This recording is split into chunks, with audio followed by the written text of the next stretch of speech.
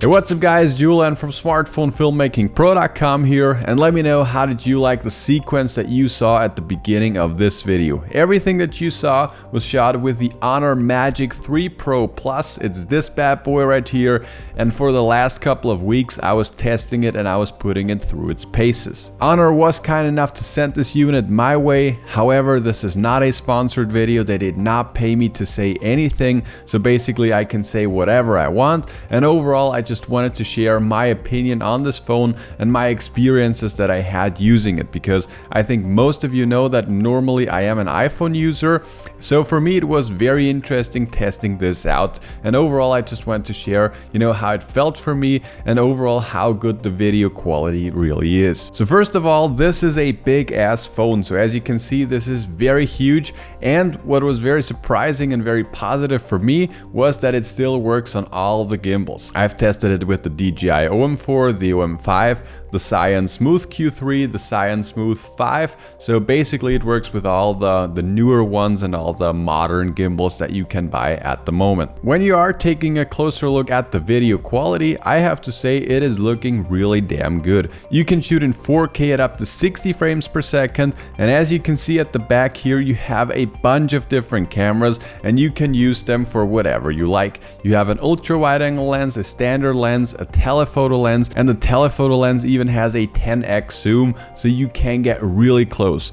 As a reference, the iPhone 13 Pro that I have right here only has a 3x zoom, so you can get much closer with this one compared to the iPhone. So like I said, overall the video quality is looking really good. For my tests I was mostly using the 4K mode, which gives me the absolute best quality. However, I was also using the full HD mode when I was using the super slow motion. You can shoot it up to 240 frames per second in 1080p, and I have to say that the quality is looking really damn good. Something that I really like with this phone is that you actually have a pro video mode directly built into the stock camera app. You have a bunch of different options directly in the stock camera app, and there you can dial in the exact white balance, the shutter, the ISO, whatever it is, you can dial them all in manually and they won't change whilst you are shooting, and that is really cool. I wish the iPhone had that. Another thing that I really liked with the Honor Magic 3 Pro Plus is that you have a built-in Hdr mode, so you can access a high dynamic range mode,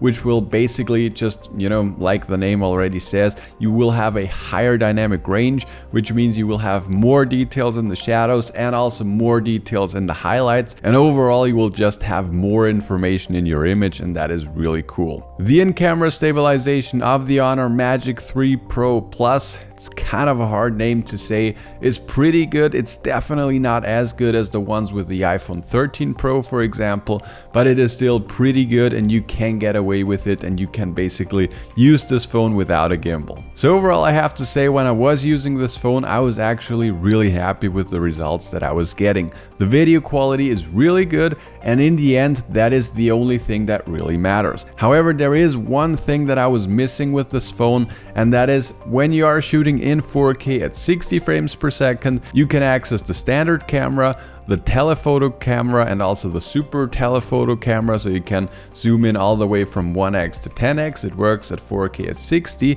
but you cannot access the ultra wide angle lens when you are shooting 4K at 60 frames per second.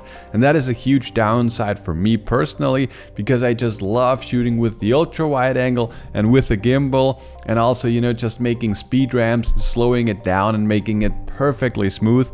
That's just an option that you get when you are shooting at 60 frames per second. Unfortunately, that is not possible with this phone, but you can get away with 30 frames per second, or you could just bump the resolution down to full HD, then you would also have this option. But yeah, overall I have to say I was super happy with this phone. Also, the overall usage was really nice. I really enjoyed it. So in case you're interested in that phone, definitely check out the links in the video description. And in case you're interested in learning how to film professionally with your smartphone, you can definitely check out Smartphone Filmmaking Pro. We have a free webinar for you guys where I share the top 5 secrets to shooting cinematic videos with your smartphone. But yeah, that's it for today. I hope you enjoyed it. If you guys have any questions about this phone, definitely let me know, and I'll talk to you guys in the next one.